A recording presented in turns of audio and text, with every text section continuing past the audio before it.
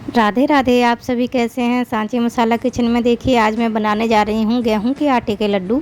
गेहूं के आटे के लड्डू इस तरीके से बनाऊंगी, आपको बहुत अच्छा लगेगा, पसंद आएगा और बहुत ही इजी तरीका है। बहुत ज़्यादा कोई झंझट नहीं है और इतने हेल्दी होते हैं और टेस्टी बहुत होते हैं। तो देखिए मैं सामान लिया है, मैंने गेहूँ का आटा लिया है इस बाउल में। एक बाउल से ही मैंने मेजरमेंट रखा है। इसी वाले बाउल से मैंने बूरा लिया है और बूरे को मैंने इससे नाप के और इस वाले बाउल में मैंने पहले डाल दिया था, क्योंकि मुझे एक ही बाउल का मेजरमेंट रखना था। ये मेरा बाउल बड़ा है और आटे वाला छोटा है, तो इसीलिए कम दिख रहा है आपको। और मैंने ये एक कोला रखा था मेरे पास में सूखा हुआ, वो घिस लिया था। और ये मैंने घी लिया है एक कटोरी में। ये मैंने अभी एक कटोरी लिया है और ज़रूरत के हिसाब से आगे हम देख लेंगे, ज़रूरत लगेगी तो। और मैंने कुछ ऐसे इलायची ली हैं और चिरौंजी ली हैं थोड़ी सी, और ये किशमिश एक कटोरी में, बादाम और ये काजू मैंने ले लिए हैं। तो ड्राई फ्रूट्स अपनी चॉइस के हिसाब से रख सकते हैं, कम ज़्यादा कोई दिक्कत नहीं है। थोड़ा बहुत ऐसे हो जाए तो, और ना भी हो तो ड्राई फ्रूट्स कोई टेंशन नहीं है, आप ड्राई फ्रूट्स को पूरी तरह से स्किप कर सकते हैं। और आप सिर्फ इस तरह से भी आटा और घी और इससे भी बना सकते हैं बूरे से। देखिए मैंने 1 चम्मच घी ले लिया था कढ़ाई में, और मैंने काजू और ये बादाम दोनों डाल दिए हैं। अभी मैं जो इलायची ली थी हरी वाली उसे भी डाल लूँगी। मैंने 7 से 8 पीस लिए थे ये, तो आप अपनी चॉइस के हिसाब से कम ज़्यादा कर सकते हैं, ऐसा कुछ ज़रूरी नहीं है। अगर है तो डालें, इससे फ्लेवर बहुत अच्छा आता है इलायची डालने से। अभी मैं इन्हें इस तरह से चलाते हुए भून लूँगी। आप इस तरह से एक बार डालना, बहुत टेस्टी लगेगा। इससे जो क्रंच आता है ना, वो इसका पूरे टाइम रहता है। और अगर आप कच्चा ऐसे ही कट करके या पीस करके डाल लोगे ना, तो उसमें इतना क्रंच नहीं रहता है, वो आटे की तरह ही मिक्स हो जाता है। अगर हम कच्चा डालते हैं तो उससे हमारा फ़ैट भी बढ़ता है, और हम भून के डालेंगे तो उससे फ़ैट नहीं बढ़ेगा और हेल्दी भी होता है। तो आप भून के ज़रूर डालें जब भी आप ड्राई फ्रूट्स डालें, और बहुत बढ़िया क्रंच भी बना रहेगा। जब भी आप खाओगे तब बढ़िया क्रंच बना रहेगा। मैं देखिए किशमिश भी डाल के इस तरह से सेक लेती हूँ। तो देखिए मैंने इस तरह से किशमिश को बस ऐसे हल्का सा वाइटनेस ही आ गई है, इतना ही भूनूंगी। अभी मैंने एक बड़ी कढ़ाई ले ली है। कढ़ाई में मैं जो 1 कटोरी घी लिया था वो सारा डाल दिया है, और जो आटा लिया था अभी वो भी डाल दूँगी। कढ़ाई के नीचे मैंने गैस ऑन कर ली थी, कढ़ाई गर्म है हमारी। अभी इसे मैं मिक्स कर लूँगी आटे को और घी को अच्छी तरह से। देखिए अभी कितना ऐसा लग रहा था बहुत ज़्यादा होगा घी, लेकिन देखिए सारा सोख लिया है आटे ने घी को। और मैं जब तक ये तैयारी कर लेती हूँ, मैंने बूरा लिया है। बूरे को छानना बहुत ज़रूरी होता है, क्योंकि उसमें गुठलियाँ सी आ जाती हैं, पीसेस आते हैं लड्डू में, तो फिर वो अच्छे नहीं लगते, कहीं मीठे और कहीं फीके से ऐसे लगने लगते हैं। तो छान के ज़रूर इस्तेमाल करें, जब भी आप लड्डू बनाएं तो बूरे को छान लें। अभी हमें आटे पर ध्यान देना है, क्योंकि जब तो हमने बूरा छान लिया इतनी देर में, जब तक तो इतनी गर्म नहीं थी कढ़ाई। अब हमारी कढ़ाई भी गर्म हो गई है और आटा भी गर्म हो चुका है, तो अब फटाफट से हम इसे भून लेंगे और छोड़ना नहीं है अभी इस समय। इसी तरह से हम चलाते हुए इसे भून लेंगे, दबाते हुए। और देखिए बहुत बढ़िया भीनी भीनी सी खुशबू आने लगी है। आटे भुनने की बहुत अच्छी खुशबू आती है, सूजी भुनो या आटा, बहुत बढ़िया खुशबू आने लगती है। ऐसी खुशबू आने लगी है। अभी मुझे हल्का सा ड्राई लग रहा है, तो जो कटोरी से मैंने घी डाला था ना 1 कटोरी, उसी का मैंने माप बना लिया था इस चमचे से। तो चौथाई कटोरी मैंने, मतलब कि आधे से भी आधा कटोरी घी अभी इस समय मैंने डाल दिया है। टोटल घी मेरा 1.25 कटोरी लगा है।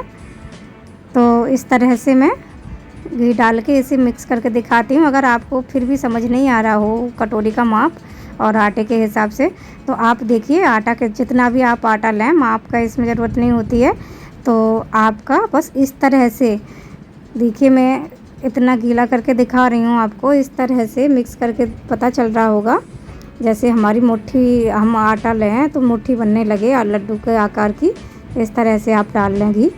और इतने में भी दिक्कत आए तो फिर आप हल्का सा 1-2 चम्मच बाद में जब बूरा डाल लेंगे, बूरा डालने के बाद आप दूध डाल सकते हैं 1-2 चम्मच, तो कोई दिक्कत नहीं आएगी।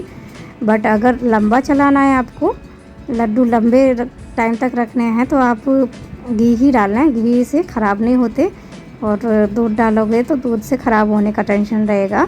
अगर आपको 8-10 दिन ही रखने हैं तो आप दूध डाल सकते हैं, कोई दिक्कत नहीं। देखिए इस तरह से कितना बढ़िया आटा भून के तैयार हो रहा है हमारा।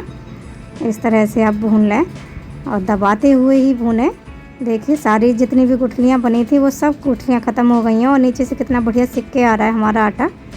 तो इस तरह से सारी गुठलियाँ निकल गई हैं और एक दाना सब पड़ गया है आटे में, मोटा सा, तो बढ़िया लगेगा, वो क्रंच क्रंच सा आएगा हमें लड्डू खाने के टाइम पे, तो बहुत अच्छा लगेगा।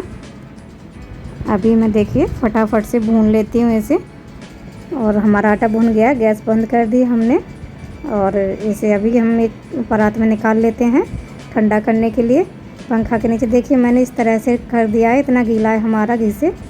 और जो मैंने ड्राई फ्रूट्स भूने थे ना, वो ड्राई फ्रूट्स में सारे इस मिक्स की जार में डाल के पीस लूँगी। इधर अभी हमारा आटा बहुत गर्म है, तो इसीलिए मैं इसे पंखा में रख चुकी हूँ पहले ही और अभी गर्म ही है। तो इस तरह से देखिए छूने में भी बहुत गर्म लग रहा है, तो कड़छी की हेल्प से मैं इस तरह से ठंडा कर लूँगी। जब तक हम ये चिरौंजी और नारियल और जो हमने किशमिश भून के रखे थे ना, उन्हें डाल लेंगे। अभी जो हम बादाम का और काजू का हमने पाउडर बना के तैयार किया था, उसे भी डाल देंगे। देखिए हल्का दरदरा ही रखा है मैंने, बारीक नहीं किया है बहुत ज़्यादा। तो इस तरह से आप दरदरा करके डालोगे तो खाने में बहुत बढ़िया क्रंच आएगा। और इस तरह से देखिए मिक्स कर लेती हूँ बढ़िया तरह से, जब तक मिक्स भी हो जाएगा। और इस तरह से करने से ठंडा भी हो जाएगा हमारा आटा। और इस तरह से आप ठंडा कर लें। अभी ठंडा हो चुका है हमारा, तो मैं सारा बूरा डाल देती हूँ इसमें। और बूरा डालने के बाद में हमें बहुत अच्छी तरह से मिक्स करना है इसे। और इस तरह से आप मिक्स कर लें। अगर इस तरह से नहीं हो तो दोनों हाथों की हेल्प लेके ऐसे मिक्स कर लें। इसे मिक्स अच्छा तरह से करें, जैसे कि कहीं भी बूरा और आटा अलग अलग ना रहे, पूरा रगड़ रगड़ के इस तरह से आप मिक्स कर लें। इस समय अगर आपको आटा सूखा लगे तो इसमें 1-2 चम्मच के करीब दूध या मलाई डाल सकते हैं आप, और लड्डू बनाने के लिए तैयार कर सकते हैं। देखिए मेरी मुट्ठी बन गई थी लड्डू, जैसे आटा ले रही हूँ हाथ में। तो अभी देखिए लड्डू बना के दिखाती हूँ आपको। बहुत बढ़िया लड्डू बन के तैयार होगा। इस तरह से कितना बढ़िया लड्डू बन के तैयार हुआ है ना। आप साइज़ छोटा बड़ा कोई सा भी आप अपने मनपसंद बना सकते हैं। आपको अगर कहीं जाना है, बाहर जाना है, तो सफ़र में आप इस तरह से लड्डू बना के रखें, या फिर आपको छोटी छोटी भूख लगती है, कभी मीठे खाने का मन करता है, तो ये बहुत अच्छे रहते हैं लड्डू। घर पर बना के एंजॉय करें। इस तरह से हम लड्डू बना के रख सकते हैं, 10-15 दिन के लिए स्टोर करके रख सकते हैं। और ये घी का तो हम काफ़ी टाइम तक स्टोर करके रख सकते हैं। और एक बार बना लो। और ब्रेकफास्ट में, सुबह का ब्रेकफास्ट बहुत बढ़िया रहता है।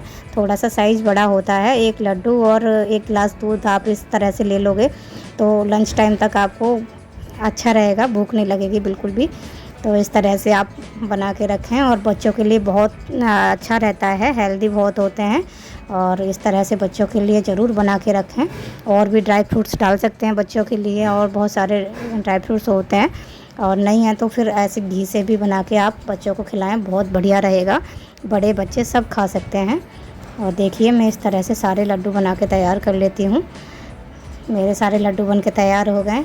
आपको कैसे लग रहे हैं मेरे लड्डू, और मेरा लड्डू बनाने का तरीका आप सभी को कैसा लगा, प्लीज़ कमेंट्स में ज़रूर लिखें। आपको अगर मेरा तरीका अच्छा लगता है तो प्लीज़ मेरे चैनल को अभी तक सब्सक्राइब नहीं किया हो तो सब्सक्राइब कर लें, और ज़्यादा से ज़्यादा शेयर करें।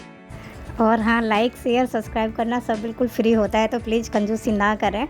ज़रूर सब्सक्राइब करें, लाइक करें, शेयर करें। और देखिए इस तरह से मैंने लड्डू सारे बना के तैयार कर लिए हैं। और पसंद आते हैं तो प्लीज़ ज़रूर लाइक पे प्रेस करके जाएं, और बेल आइकन प्रेस ज़रूर कर दें, ताकि मेरी आने वाली हर वीडियो आपको टाइम से मिलती रहे। मैं आपके लिए इसी तरह से हेल्दी एंड टेस्टी रेसिपी लेके आती रहूँगी, तो मुझे इसके लिए सपोर्ट करें। मिलते हैं नेक्स्ट वीडियो में, तब तक के लिए बाय बाय।